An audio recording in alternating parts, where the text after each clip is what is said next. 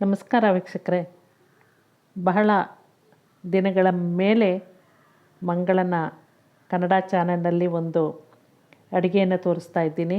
ಬನ್ನಿ, ಭಾನುವಾರದ special chilli chicken ನನ್ನದೇ ಆದ ಸ್ಟೈಲಲ್ಲಿ ಮಾಡಿದ್ದೀನಿ.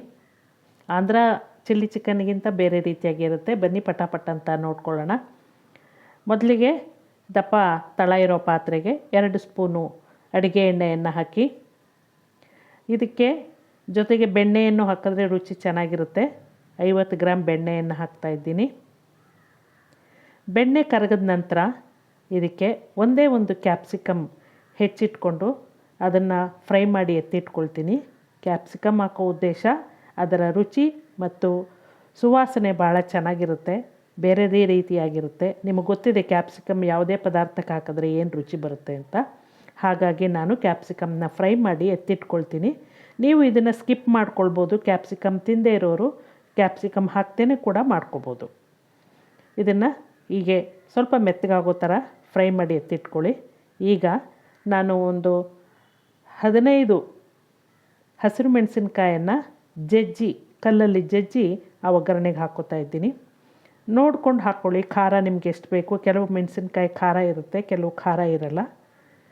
ಇದನ್ನು ಚೆನ್ನಾಗಿ ಫ್ರೈ ಮಾಡಿಕೊಂಡು ಅದಕ್ಕೆ ಅರ್ಧ ಸ್ಪೂನಷ್ಟು ಅರಿಶಿಣ, ರುಚಿಗೆ ತಕ್ಕಷ್ಟು ಉಪ್ಪು ಹಾಕಿದ್ದೀನಿ. ಈಗ ಇಲ್ಲಿ 3/4 ಕಿಲೋ ಅಷ್ಟು ಕೋಳಿ ಮಾಂಸ ಇದೆ. ನೀವು ಯಾವ ಪಾರ್ಟ್ ಬೇಕಾದರೂ ಹಾಕ್ಕೊಳ್ಬೋದು, ನಿಮ್ಮ ಇಷ್ಟ. ಇದೇ ಬೇಕು, ಈ ಭಾಗನೇ ಬೇಕು ಅಂತ ಏನಿಲ್ಲ. ಏಕೆಂದರೆ ಮನೆಯಲ್ಲಿ ಒಬ್ಬೊಬ್ಬರು ಒಂದೊಂದು ರೀತಿ ಇಷ್ಟಪಡ್ತಾರೆ ಪೀಸು. ನೋಡಿಕೊಂಡು ನಿಮ್ಮ ಇಷ್ಟದ ಹಾಗೆ ಹಾಕ್ಕೊಳ್ಳಿ. ಸ್ವಲ್ಪ ದಪ್ಪ ಪೀಸ್ ಇರಲಿ. ಇದನ್ನು ಚೆನ್ನಾಗಿ ಫ್ರೈ ಮಾಡ್ಕೊಳ್ಳಿ. ಒಂದು 3-4 ನಿಮಿಷ ಅದನ್ನು ಚೆನ್ನಾಗಿ ಹುರಿಬೇಕು.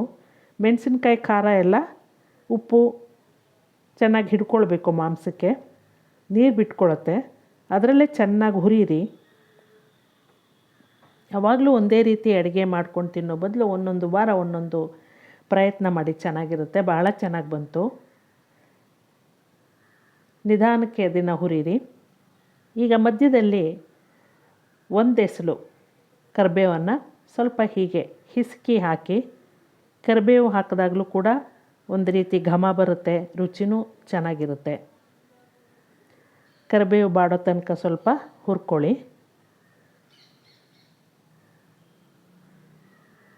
ವೀಕ್ಷಕರೇ, ಇದು ಆಂಧ್ರ ಸ್ಟೈಲಲ್ಲಿ ಮಾಡ್ತಾಯಿಲ್ಲ, ಸ್ವಲ್ಪ ಬದಲಾವಣೆ ಇದೆ.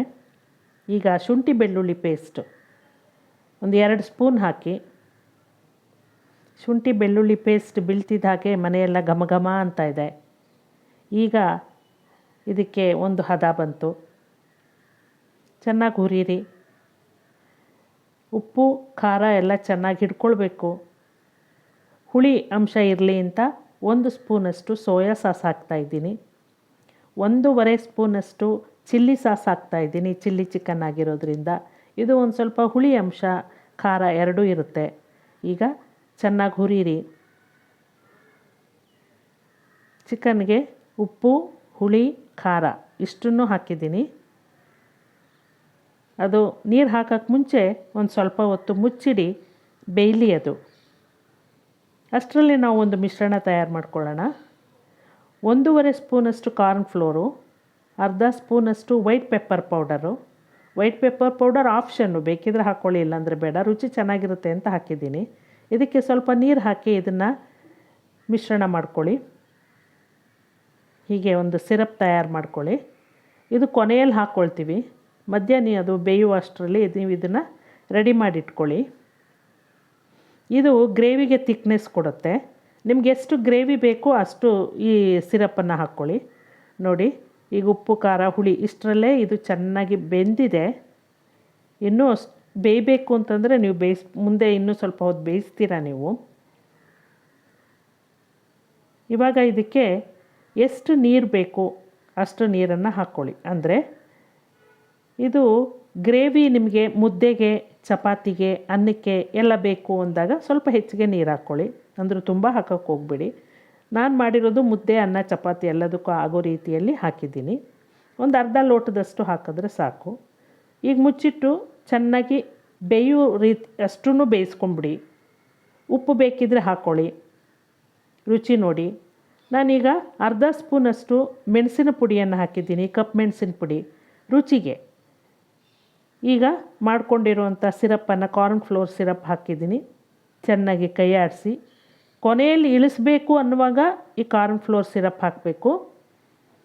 ಈಗ ನೋಡಿ ಗಟ್ಟಿಯಾಗ್ತಾ ಬರುತ್ತೆ, ಹದವಾಗಿ ಬೆಂದಿದೆ.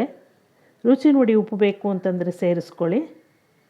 ಈಗ ಇಳಿಸ್ಬೇಕು ಅನ್ನೋ 1 ನಿಮಿಷದ ಮುಂಚೆ ನಾವು ಫ್ರೈ ಮಾಡಿ ಇಟ್ಕೊಂಡಿರೋಂಥ ಏನು ಫ್ರೈ ಮಾಡಿ ಇಟ್ಕೊಂಡಿದ್ವಿ ಹೇಳಿ ಅಲ್ವಾ, ಕ್ಯಾಪ್ಸಿಕಮ್, ಅದನ್ನು ಹಾಕಿ ಅದಕ್ಕೂ ಮುಂಚೆ ಕೊತ್ತಂಬರಿ ಜೊತೆಯಲ್ಲಿ ಅದನ್ನು ಸೇರಿಸಿ ಸಣ್ಣದಾಗಿ ಹೆಚ್ಚಿ ಕೊತ್ತಂಬರಿ ಸೊಪ್ಪು, ರುಚಿಯಾದ ಬಿಸಿ ಬಿಸಿಯಾದ ಖಾರವಾಗಿರುವಂಥ ಚಿಲ್ಲಿ ಚಿಕನ್ ನನ್ನದೇ ಸ್ಟೈಲಲ್ಲಿ ಮಾಡಿದ್ದೀನಿ. ನೋಡಿ ತುಂಬ ಚೆನ್ನಾಗಿ ಬಂದಿದೆ, ಅದಕ್ಕಾಗಿ ನಾನು ಇದನ್ನು ವಿಡಿಯೋ ಮಾಡಿದೆ. ನೀವು ಎಲ್ಲರೂ ಮಾಡ್ತೀನಿ ಆನಂದವನ್ನು ನಿಮ್ಮ ಕಮೆಂಟ್ ಮೂಲಕ ತಿಳಿಸಿ ಹೇಗಿತ್ತು ಅಂತ ಮರಿದೇನೆ. ತುಂಬ ಚೆನ್ನಾಗಿದೆ ಅನಿಸಿದ್ರೆ ಶೇರ್ ಮಾಡಿ, ನಿಮ್ಮ ಫ್ರೆಂಡ್ಸು, ನಿಮ್ಮ ಬಳಗದವರು ಎಲ್ಲರೂ ಮಾಡ್ಕೊಂಡು ತಿನ್ನಲಿ ಅಲ್ವಾ. ಪ್ರತಿ ಭಾನುವಾರ ಹೊಸ ರುಚಿಯನ್ನು ಮಾಡ್ಕೊಳ್ಳಿ.